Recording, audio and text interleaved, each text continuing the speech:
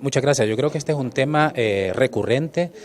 A Honduras desde los años 90 se le viene recomendando que debe de sacar del Código Penal todos aquellos delitos relacionados con libertad de expresión. Y aquí no estamos hablando de que los excesos abusivos de la libertad de expresión no deben de ser penalizados, claro que sí, pero el territorio idóneo para eso es en materia civil, no en materia penal, por lo que implica. Recordemos que el derecho penal debe de ser la última ratio, es decir, la última herramienta que debe utilizar un Estado cuando se trata de ejercicio abusivo de los derechos. En este sentido, no solo la Comisión Interamericana le ha recomendado al Estado de Honduras sacar estas figuras del Código Penal, sino que también la Oficina del Alto Comisionado de Naciones Unidas. Y hay que recordar algo que ha dicho la Sala de lo Constitucional. La Sala de lo Constitucional ha dicho que las normas y derechos fundamentales de carácter internacional se incorporan al bloque de constitucionalidad y por tanto el Congreso Nacional y la propia Corte están obligadas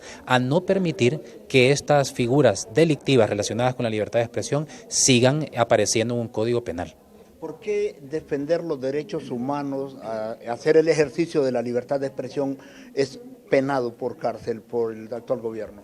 Bueno, hay que recordar que al final de cuentas la libertad de expresión es la columna vertebral de cualquier sistema democrático y la libertad de expresión es una herramienta fundamental para poder denunciar al poder, que el poder siempre va a representar un peligro para la dignidad y los derechos. En este sentido, el poder siempre va a querer limitar la libertad de expresión y una de las formas en que lo hace es a través de la inclusión de delitos que penalizan el ejercicio abusivo de la libertad de expresión. Y aquí no estamos diciendo, insisto, que no se debe de sancionar el ejercicio abusivo de la libertad de expresión. El problema es que este tipo de delitos en el Código Penal representan una censura previa, lo cual está prohibida por los estándares internacionales que son parte del derecho interno y constitucional en Honduras.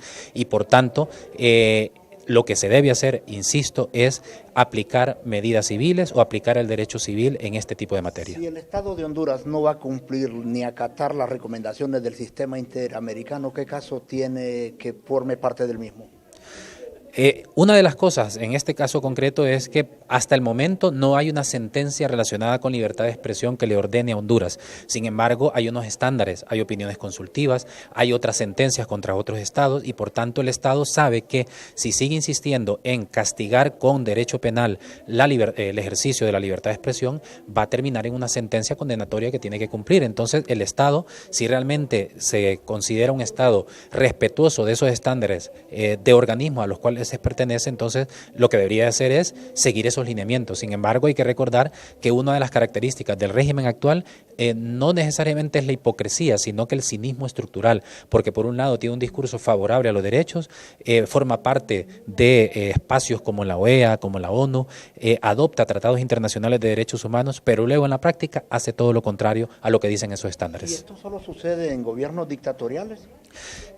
Sobre todo en gobiernos dictatoriales, pero evidentemente en América Latina insiste en gobiernos que, recordemos que al poder al final no le gusta que le señalen cuáles son sus excesos y que lo corrijan. Entonces los poderes siempre van a sentirse molestos cuando se les señalen. Sin embargo, cuando nos referimos a regímenes autoritarios, nos referimos a regímenes que necesitan mantener a la población controlada a nivel social a través de un código penal para evitar que se exprese, para evitar que señale, para evitar que denuncie. Y esa es una de las características. Por eso es que siempre se dice, ¿cuál es la diferencia entre un régimen democrático y un régimen autoritario? En un régimen democrático el derecho penal sirve para controlar al poder. En un régimen autoritario el derecho penal sirve para controlar a la ciudadanía.